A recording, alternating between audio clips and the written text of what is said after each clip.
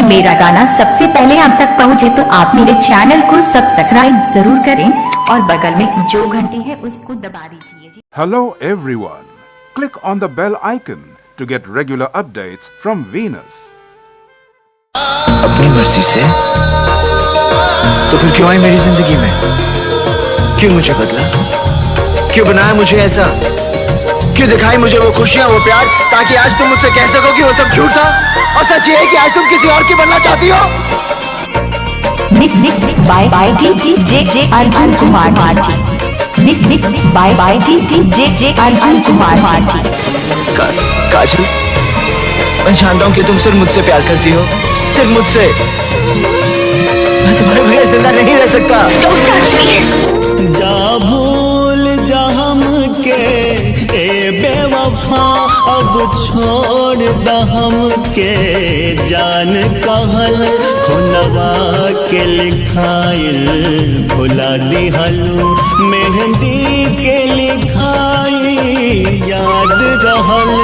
जा भूल जा हमके ए बेवफा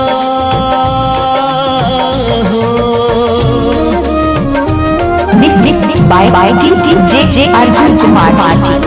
mix by DJ Arjun Kumar Marti. हम किसी दूसरे की अमानत है। नहीं, तुम सिर्फ मेरी हो और किसी की नहीं हो सकती।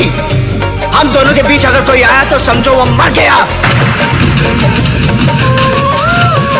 काजल,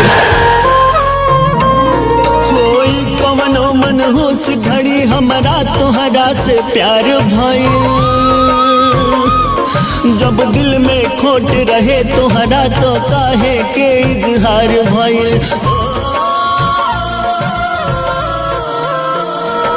ओ दिन दोपहरिया साँझ पहर तोहरा पीछे बर्बाद रहल खुनवा के लिखाइल भुला दिहलू मेहंदी के लिखाई याद रहल। जा भूल जा हमके ए बेवफा हो। Mix by DJ Arjun Kumar Marti. इन हाथों ने सिर्फ हथियार छोड़े हैं, चलाना नहीं भूले।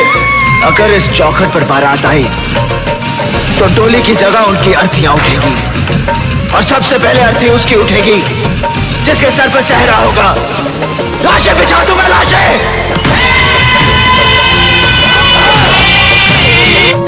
Mix by DJ Arjun Kumar Marti. ये रांझा के बतिया कैलो या पल में सब भुला दिहलू,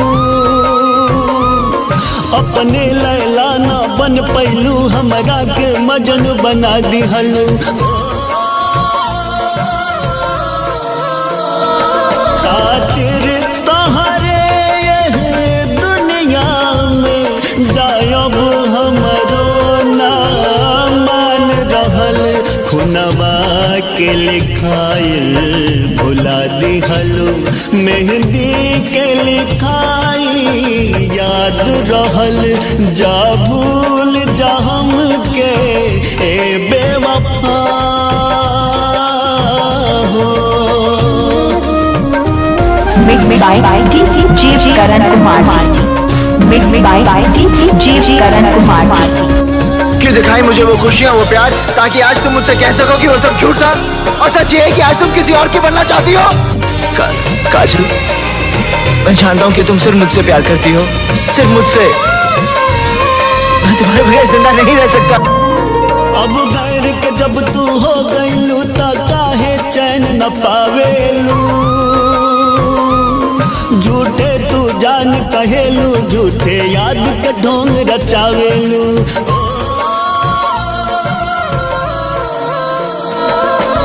क्रिया कसम झूठा वादा, झूठे दिल के फरियाद रहल खुनवा के लिखाइल भुला दिहलू मेहंदी के लिखाई याद रहल जा भूल जा हमके ए बेवफा अब छोड़ द हमके जान कहल खुनवा के लिखाइल भुला दिहलू मेहंदी के लिखाई याद रहल जा भूल जा हमके ए बेवफा।